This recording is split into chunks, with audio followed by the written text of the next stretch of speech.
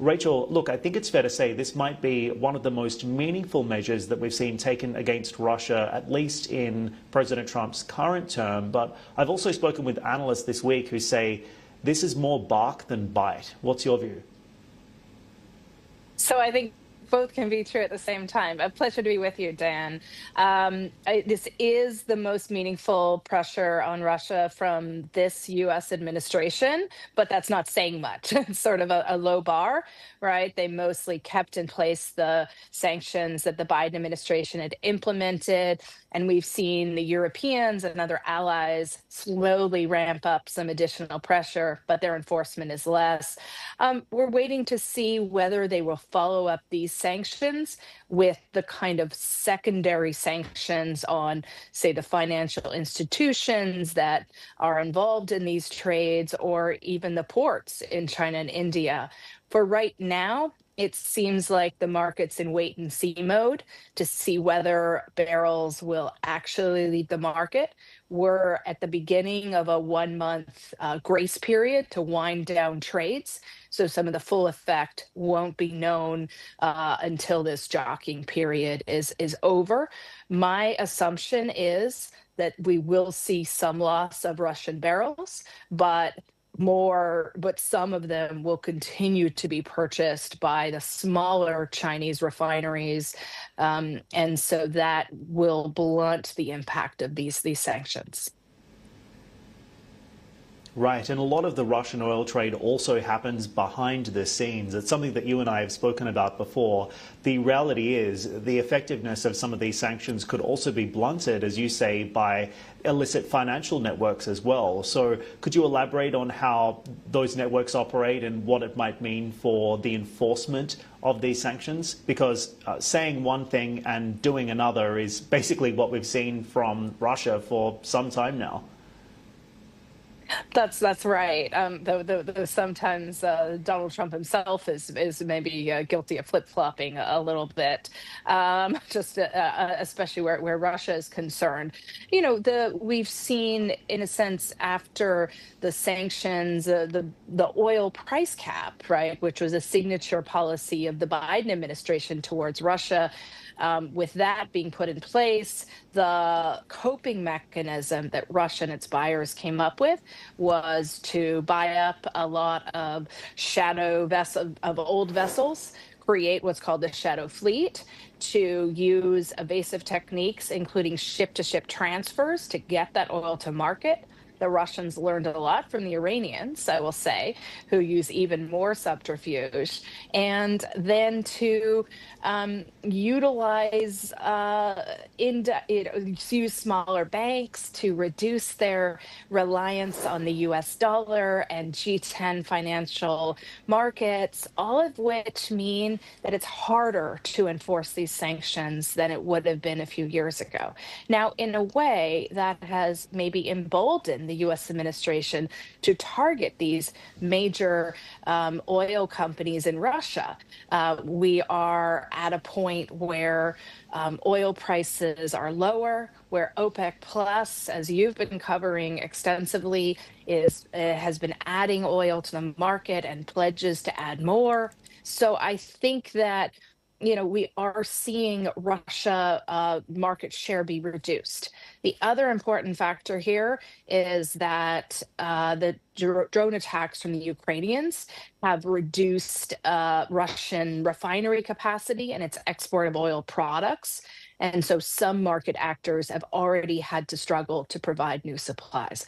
But the real question ahead, I think it will be on the agenda when U.S. officials meet their Chinese counterparts, and also ongoing talks with the Indians.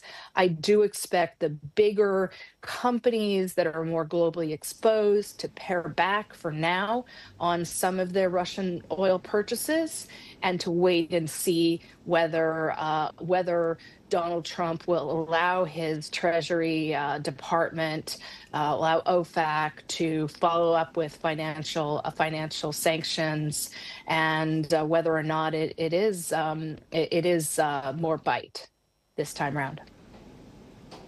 Indeed, and what we've already seen is just in terms of the response, India's Reliance Industries announcing it's going to be recalibrating Russian oil imports. And at the same time as well, the FT reporting that China's state-backed refiners have also reportedly paused seaborne Russian oil purchases as well. So whether or not India and Beijing actually maintain this stance is one thing, but to a more broader point, Rachel, what's your view on how President Putin could potentially respond here as well? He's used rhetoric to threaten quite a serious response. What is it going to look like?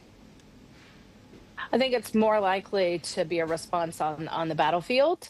Continue. I mean, that's been very much his MO, trying to gain more territory, to push back in that way, in the hopes that when he that he can gain more ground that way.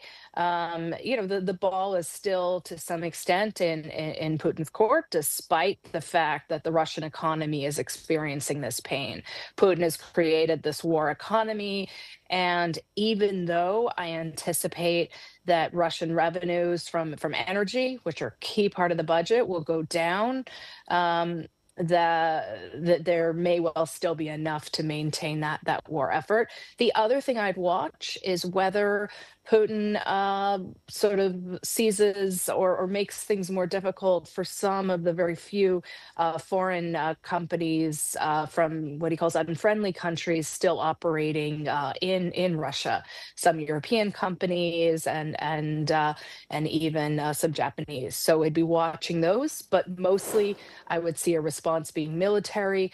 We'll see whether he tries to overfly NATO or other allied nations again. We could see him doubling down in a variety of actions. Right. It's also interesting that these latest sanctions measures from the US also come after we saw that meeting between Trump and Putin being mothballed as well. So maybe this is the president's anger coming through here. But the other thing you mentioned that I wanted to pick up on was the OPEC Plus response as well. And of course, you mentioned that we have been following this really closely.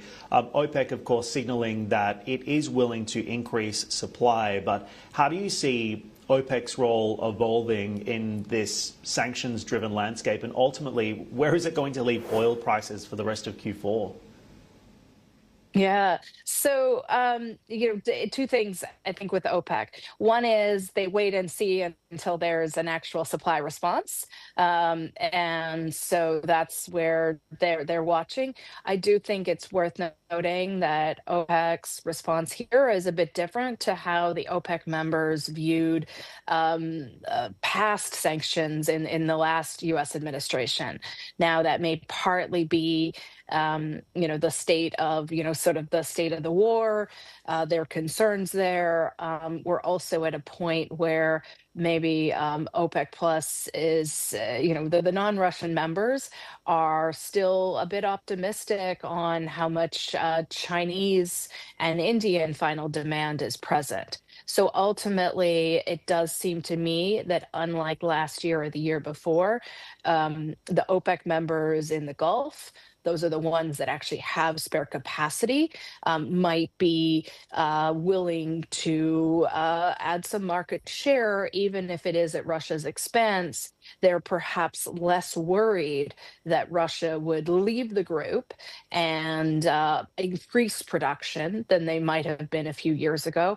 And in a way, the U.S. walking away from the oil price cap, which was a policy that they didn't really like because it was a consuming nation or a major player determining how oil could be sold.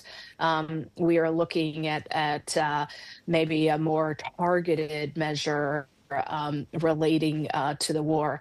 As an open question as well, how it plays into other bilateral talks between the U.S. and, say, Saudi Arabia, for that matter. Crown Prince is set to be coming to Washington next month. There's a lot of items on the agenda regionally and, of course, relating to the AI and domestic development. And so a lot of parallel diplomacy going on as we speak.